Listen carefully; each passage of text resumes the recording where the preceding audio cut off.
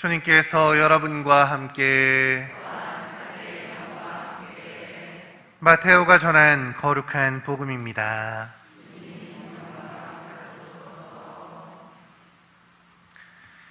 그때 예수님께서 제자들에게 말씀하셨다.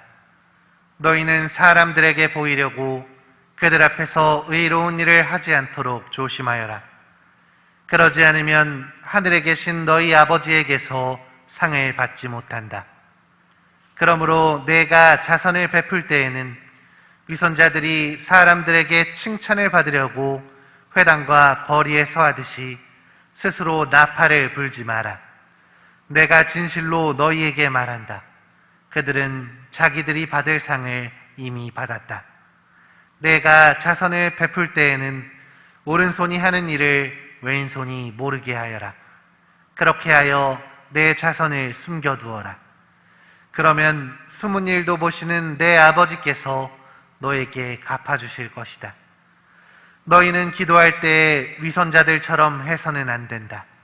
그들은 사람들에게 드러내 보이려고 회당과 한길 모퉁이에 서서 기도하기를 좋아한다. 내가 진실로 너희에게 말한다. 그들은 자기들이 받을 상을 이미 받았다. 너는 기도할 때 골방에 들어가 문을 닫은 다음 숨어 계신 내 아버지께 기도하여라. 그러면 숨은 일도 보시는 내 아버지께서 너에게 갚아주실 것이다.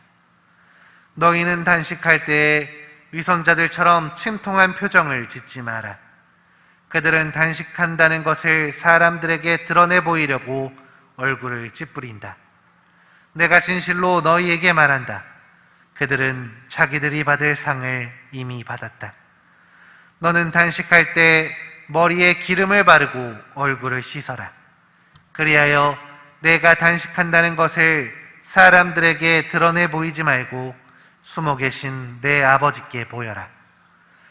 그러면 숨은 일도 보시는 내 아버지께서 너에게 갚아주실 것이다. 주님의 말씀입니다. 그리스도님 참여합니다.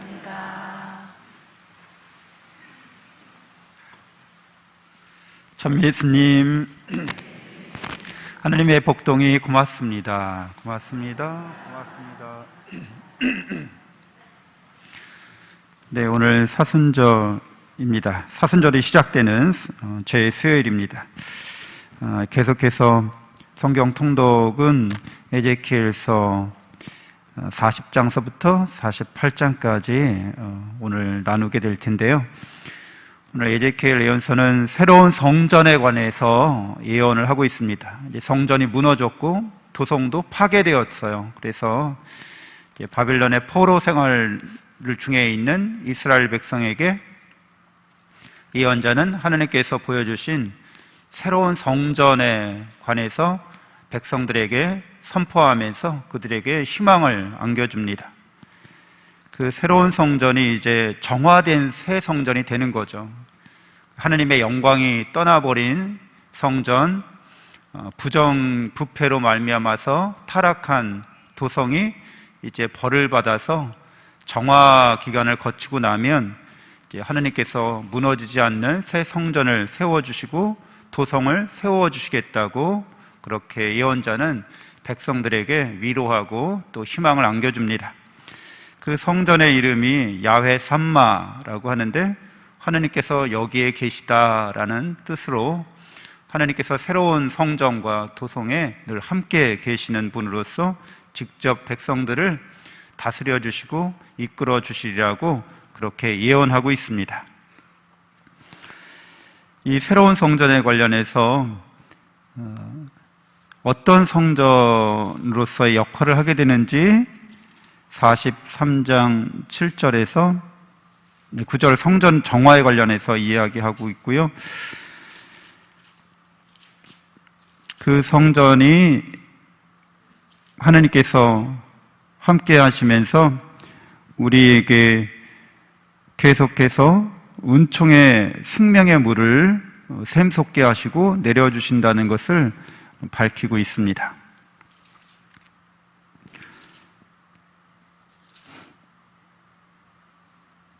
네. 우리는 이런 새 성전에 관련해서 바로 예수님께서 새로운 성전이 되신다는 것을 신약 성경을 통해서, 복음서를 통해서 예수님이 당신 자신을 가리켜서 새 성전이라고 말씀해 주시죠.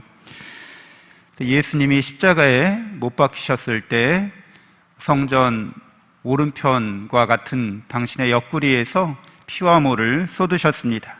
그래서 그 피와 물을 통해서 교회 안에서 우리는 늘 성사의 은총을 받고 있죠.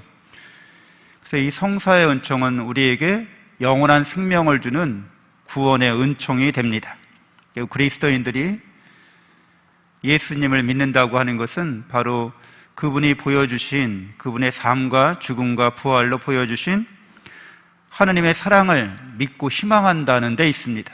우리는 영원하고 진실한 하느님의 사랑을 믿고 그 믿음으로 말미암아 이제 예수님의 제자가 되었습니다. 그래서 교회를 통해서 늘 끊임없이 구원의 은총을 받습니다. 거룩한 사순시기는 특별히 예수 그리스도의 이러한 십자가 죽음과 부활의 사건을 이제 기념하고 또 따르기 위해서 특별히 우리 교회가 제정한 은혜로운 시기이기도 합니다. 성사라고 하는 것은 우리가 사크라멘툼이라고 라틴어로 이야기하고 있는데요. 본래 그 사크라멘툼이라는 말은 복무선서라고 할 수 있습니다. 그러니까 로마 군인이 로마 군단의 군단기 앞에서 충성서약을 하고 거기 충성서약에 따른 이제 대가를 받는 거죠. 그러니까 로마 군인은 이제 목숨을 내어놓는다는 거죠. 전쟁터에 나가서 자기 생명을 걸고서 충성서약을 하고 그 충성서약의 대가로 이제 녹을 받는 거죠. 급여를 받는 겁니다. 근데 원래는 하느님의 이 신비로운 사랑을, 이 은총을 처음에는 미스테리온이라고 했습니다. 신비하다는 거죠. 우리가 받을 그런 능력이 있거나 자격이 있어서 조건부로 우리가 어떤 것을 실천하면 그렇게 받는 게 아니라 하느님의 무한하신 사랑으로 무상으로 그냥 우리가 받게 된다는 겁니다. 그래서 우리의 인간의 이성으로는 바랄 수도 없고 헤아릴 수도 없는 하나님의 사랑을 받게 됩니다. 그래서 그것을 신비라고 칭했던 것인데, 그 미스테리오라는 말이 이제 그리스어였기 때문에 라틴어로 번역할 때 어떤 언어가 적당할까 하다가 이제 사크라멘tum이라고 번역하게 된 겁니다.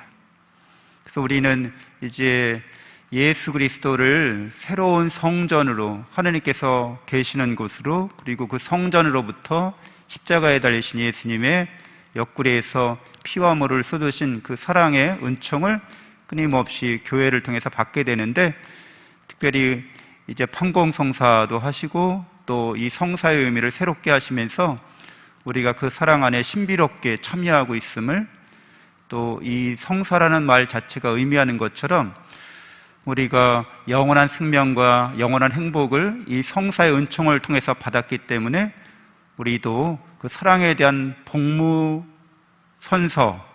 그 사랑에 대한 따름을 충실하게 고백할 수 있어야겠습니다.